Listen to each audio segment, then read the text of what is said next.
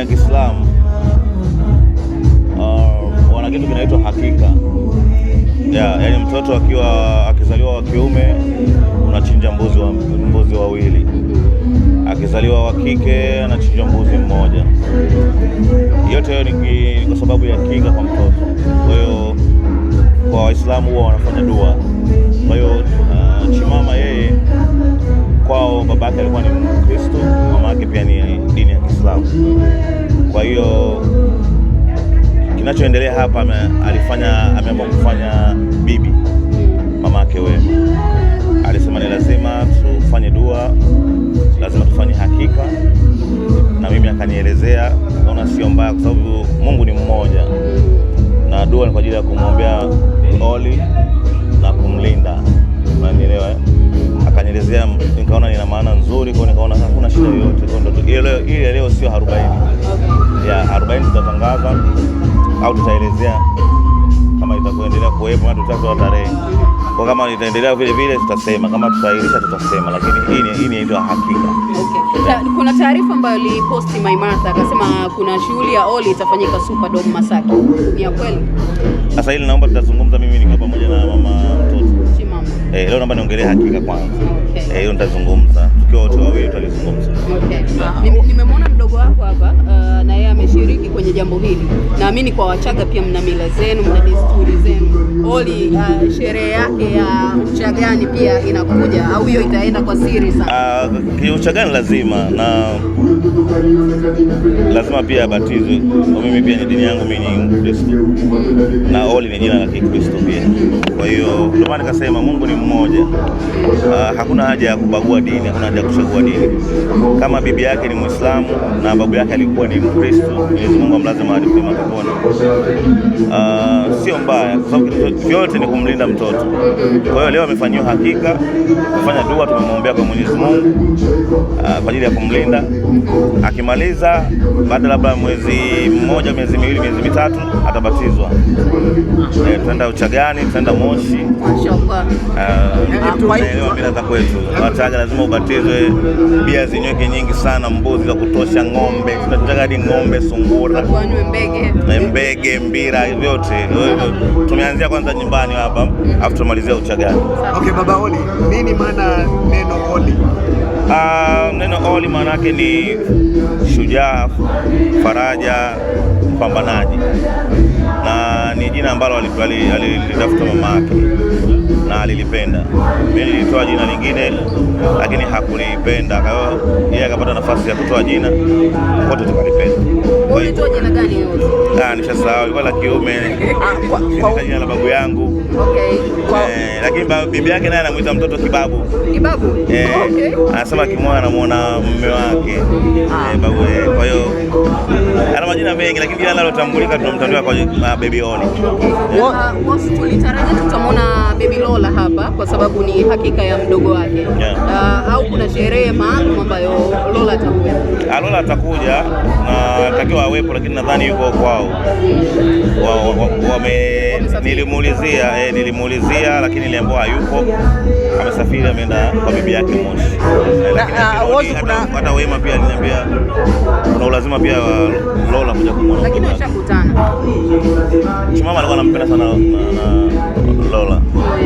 Kwa hiyo yeye mwenyewe aliulizia, akasema mimi amejaje muone mdogo kaka yake bwana. Nikamwambia okay, nitamtafuta au labda weekend au, lakini ndio hivyo nimeambiwa hayupo. Wazo kuna najua wa kwanza mtoto ni Lola.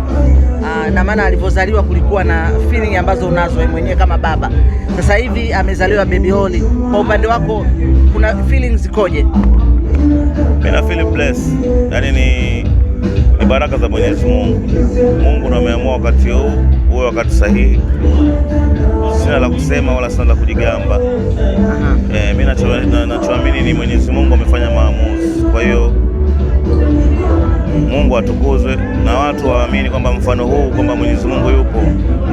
Kwa hiyo kwenye kila jambo, sio jambo tu la kumtafuta mtoto au kwenye jambo la la kupata mimba, lakini kwenye kila chochote kile mtegemee Mwenyezi Mungu, tusitoke kuomba, tusikate tamaa.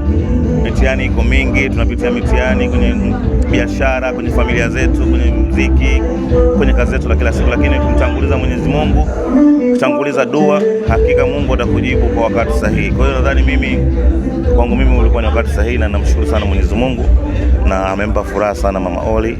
She's so happy kwa kweli, na anamlea mtoto vizuri, anampenda mtoto wake, anampenda mtoto wangu, mtoto wake na mtoto wangu. Kwa hiyo ni Mungu tu ameamua. Kwa sisi huwa tunamshukuru Mwenyezi Mungu. Kwenye mitandao baada ya kuona kwamba Wema amepata mtoto, wengi walikuwa wanarusha maswali kupitia wewe. Mama Olly, so Mama Olly. Unajua ni ndugu yako tena, nafunza tena. Mama Olly. Wengi walianza sasa kuleta maoni, ushauri kwamba sasa hivi tayari nimeshapata mtoto. Vipi kuhusiana na ndoa? Ndo kama nilivyosema, kila kitu kinakuja kwa wakati maalum. Kila kitu kinapangwa na Mwenyezi Mungu. Hivi Mwenyezi Mungu alivyopanga kwamba sasa hivi ni wakati wa sisi kupata mtoto, na tumepata mtoto. Kwa hiyo huenda kesho na kesho kutwa au kikukucha bana, huu ni wakati wa uozo kumwoa Mama Olly. Kwa hiyo kila kitu kinafanyika kwa baraka za Mwenyezi Mungu. Sio kwa sababu eti mtu fulani anaoa, ameoa na ukimbilie kuoa. Lazima mtu uangalie uko kwenye position gani, mkubaliane wote. Mfanye maamuzi kwa wakati mmoja. Kwa hiyo mimi pia katika hilo swala la ndoa lipo kwenye mipango yangu, lakini namtanguliza kwanza Mwenyezi Mungu. Atakapoamua yeye, sawa, mimi nitafanya. Baba Olly, kipindi ambacho Mama Olly ametoka kujifungua, kulikuwa na maneno mengi mtandaoni. Wengi wanamsifia, wengine wanamponda, wengine wanamburu, mpaka yeye mwenyewe akafikia hatua akasema najipa likizo kidogo kwenye mitandao ya kijamii na focus na Baby Olly. Kwa kipindi kile ambacho maneno yalikuwa yanaendelea mtandaoni, wengine wanaamini, wengine hawaamini, wanasema hivi, kitu gani kikubwa ambacho Mama Olly alikuwa anakizungumza? Nadhani yeye alikuwa hana muda wa mitandao, lakini pia kitu kishaitwa mtandao. Kwa hiyo kuna mawili, kuna kuongelewa vizuri, kuna kuongelewa vibaya. Kwa hiyo ukiwa mtu maarufu lazima ujue kuaccept namna kuface hivyo vitu. Kuna wengine wamemtukana, kuna wengine hawaamini, kuna wengine wanaamini. Yote ni sawa.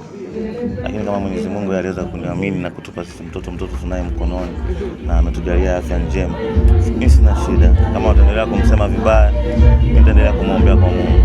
Na kama wataendelea kunitukana mimi nitaendelea kusali kila siku. Kuna nitapata na wa pili na watatu na wanne.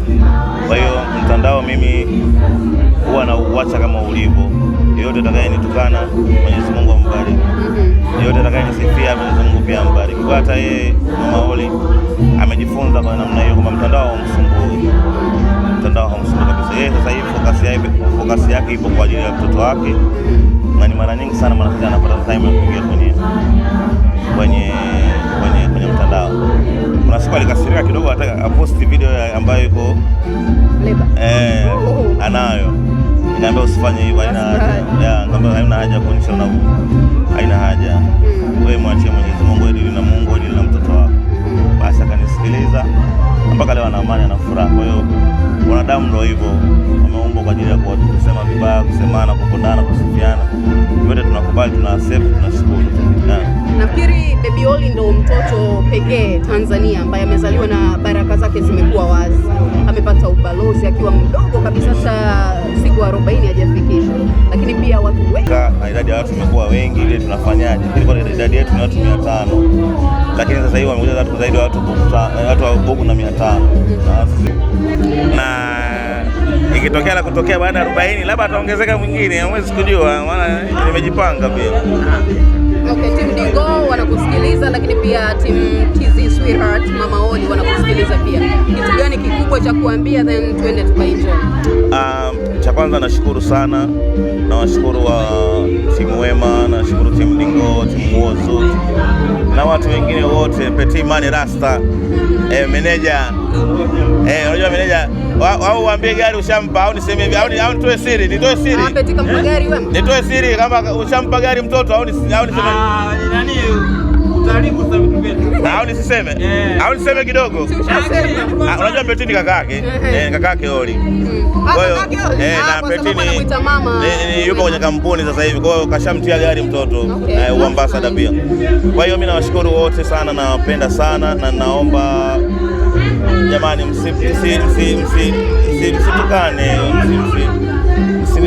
msimtukane mtoto wangu. Mtoto wangu anawapenda, mimi nawapenda sana.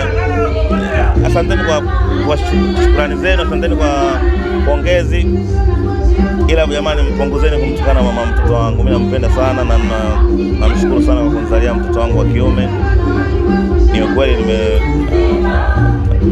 amezaliwa, nimemzaa mtoto wangu. Hao wengine mnaongea wote matusi yanauma, lakini ndio inabidi uyazoee, you understand, lakini sio kitu kizuri. Kama mimi sijawahi kutukana, usimtukane. Yeah, just appreciate. Inatosha. Sio lazima tutukanane mitandaoni, mseme vibaya, sio kitu kizuri. Yeah, kwa hiyo mimi nawapenda sana, wanaonipenda zaidi na washukuru sana.